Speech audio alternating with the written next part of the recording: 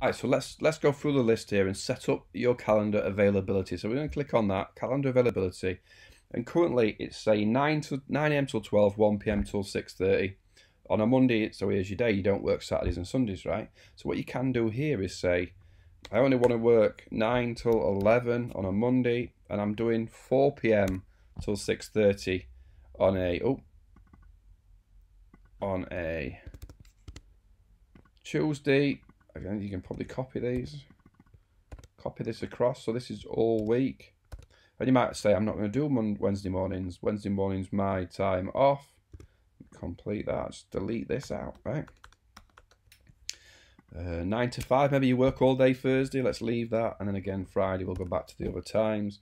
And maybe you do 12 till 2. 12 till 14 on a Saturday, and you don't work Sundays, right? So save. These are your regular hours. Changes it may not save. Oh, I've saved it. Here we go. Set different hours for certain appointments.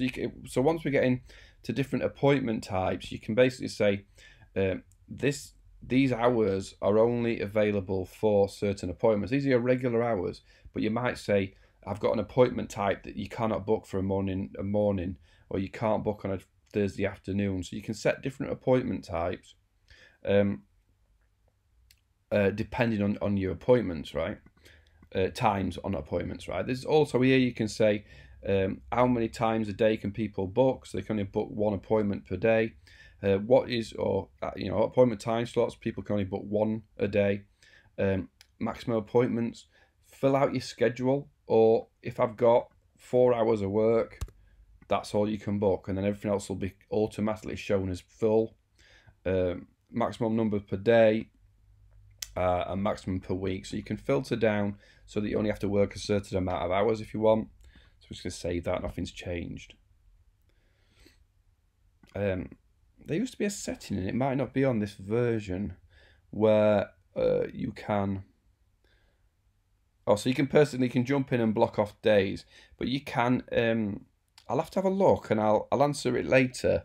You used to be able to. It might be in a different section where you can say, so that you don't look like you're never busy. You can book off certain times. You can make it fill in edit default limits.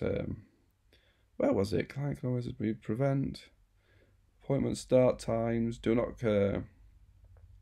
So you can go allow clients, prevent clients from editing forms, reduce, make me. This is it. Right.